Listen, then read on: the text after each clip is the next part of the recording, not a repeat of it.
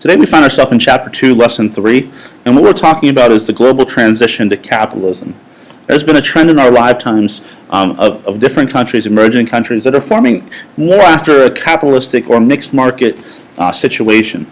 During this section, we're going to talk about our essential question, which is, again, how does an economic system help the society deal with the fundamental problem of scarcity throughout this? So this slide is going to do a really good job of summarizing what we're going to go in this section. The first thing is it's a trend. The transition of communist and socialist economic systems to capitalism has been the dominant economic trend of our lifetimes.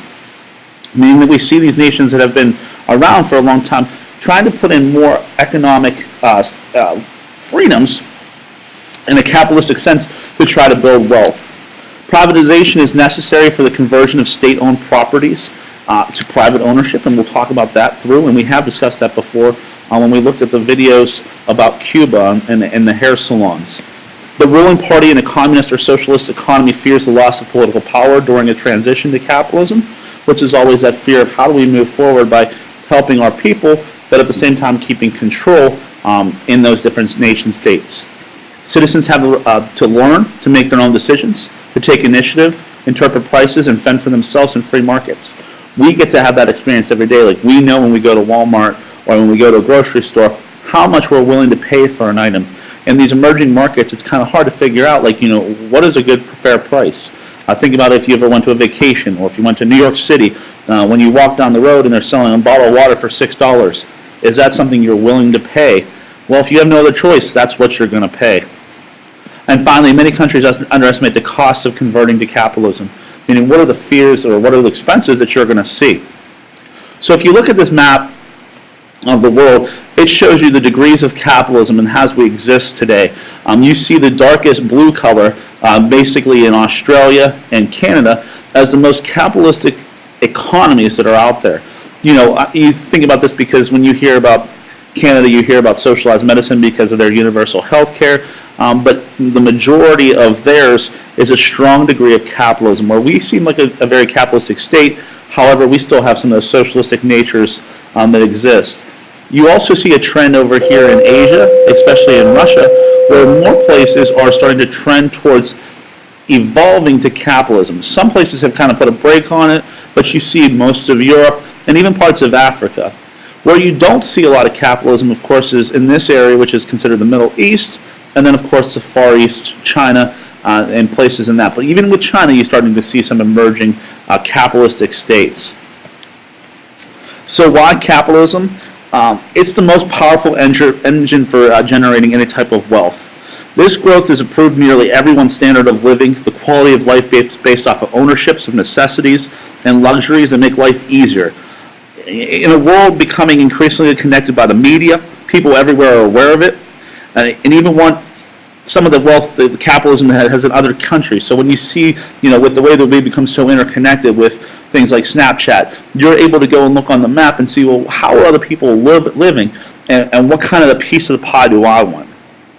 In contrast to that, of course, the collapse of the Soviet Union, which was the other world superpower, compared to the United States also, indicates that communism is an economic system that has reached its evolutionary dead end, meaning that we've tried, other countries have tried with communism. You've had this whole aspect since World War I and World War II, where we had a fear of communism from Vietnam, from China, but you don't see new emerging countries that are strong economic indicators be successful in that way. What you see is you have this idea of, this is a perfect example of two places, Havana in Cuba and Hong Kong. The top part shows you a picture of the 1950s and socialism. And it shows you, of course, 2010 on the right side, which is Havana. Havana has advanced. However, what you see is the cars that are being driven, there's not a lot of creation of new wealth. There's not a lot of creation of new ideas, new inventions. It's not something that's celebrated or a focus for the people of Cuba. On the other side, on the flip side, you see it on the bottom is capitalism, where you have Hong Kong in the 1950s. Now it's taken emergence towards capitalism, and you see the large skyscrapers in the more advanced part of society, which is present whenever you have a capitalistic nature, allowing for more investment, and thus creating more wealth and opportunity. So privatization of state-owned property. A key feature of capitalism is the ownership of private property. In order for all the transition to capitalism to take place, privatization must occur. And privatization is defined as a conversion of state-owned factories or other ideas into a property for private ownership. We talked about that in the whole concept of when we had the hairdressers in Cuba, how they were able to now have their own space, they were allowed to make their own profit, things of that nature. Privatization is important because entrepreneurs want to be able to be rewarded for undertaking business ventures that involve risk. Private property is also important because people take better care of property that they actually own whenever it's owned by themselves. Other countries, like Poland, Hungary, and the Czech Republic, they're using a system called vouchers, and they're certificates that can be used to purchase government-owned property. In practice, vouchers were either given to the citizens of a country or sold at very low prices. State-owned companies could be then converted to corporations, and the corporate stock could be auctioned off in the form of vouchers. These vouchers are going to be exchanged for certificates of ownership, same way that we use our stock market, and the state-owned enterprises would then be transferred from state-owned to private hands. So to be able to transition from a traditional or for a command economy, you have to have the idea of privatizing, whether it be through straight, here we're giving it to you, or here we're going to have you invest and then purchase from the state in that aspect. There's a big problem, though, too, when you see these different states and why the leadership are not really prone to wanting to change in most cases. There's a large political power shift. Under communism, for instance, the Communist Party was the ruling class, so when countries transition to capitalism, the party is going to fear that it's going to lose too much of its political power as a new class of entrepreneurs and different capitalists take over. So you see that, of course, with countries like Czechoslovakia, Hungary, and Poland, where the Communist Party leaders were then ousted from office and they lost their power before the country's industry was even privatized. In these countries, the voucher system worked reasonably well, and it redistributed wealth to new leaders. So in these places that you see, like these dictatorships, they're not going to see a large shift to the idea of capitalism if we could try to avoid it at all costs, though it does going to help to change the way our society looks at things. We also have a different transition when it talks about the cost of moving to capitalism. It's not something that we can just do quickly. The cost of capitalism during the Great Depression, for instance, in the 1920s and 1930s, included instability, unemployment, and social unrest. At that time, the United States did not have the economic policies and social welfare programs to lessen that devastation. So now that there's such assistance exists, the United States economies agree that another Great Depression will most likely not occur because we have those systems that are there to act as a safety net for people, meaning that we're going to provide food and services even if the economy is not working at its fastest or strongest pace that we've seen in the past.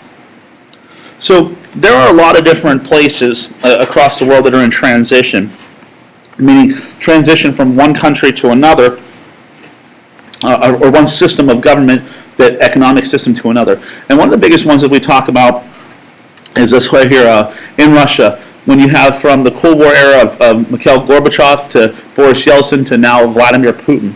And what you see is, after Gorbachev assumed the power in the late 80s, he introduced the system called perestroika, okay? And that was the restructuring of a Soviet economy.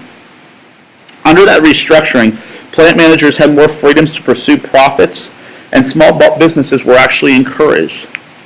After Gorbachev left office, his successor was President Boris Yeltsin. He accelerated the privatization after the fall of the Soviet Union, meaning that the Soviet structure fell apart and we went back to a Russian nation state. The government distributed vouchers to citizens so they could easily purchase ownership shares in companies that were being privatized. Eventually, Russia even opened up the stock market, which let the ownership of capital investment by private individuals, a reality the country once preached as evils, which included private property. So remember, the Bolshevik Revolution, World War I, from that point on, we turned into a communist state in Russia.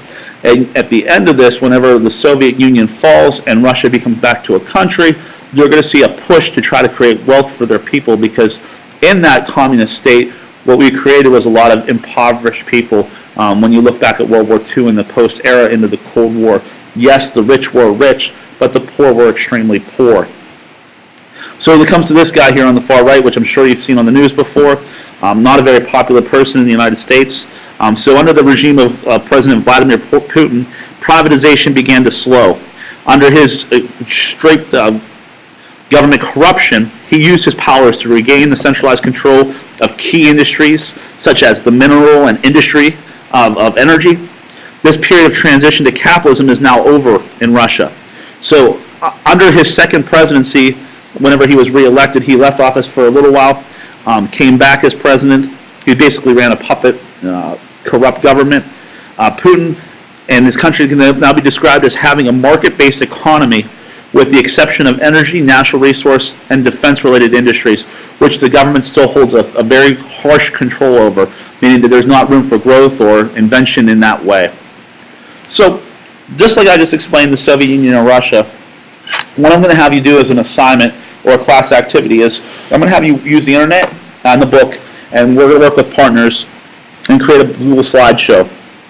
You're going to be assigned a different region or a specific country that has a unique process of transitioning to capitalism, because no two stories and no two countries are alike.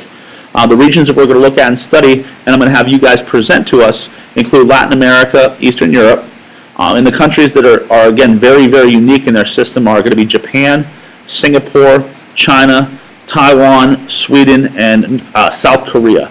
So again, we'll be working through this in the next section.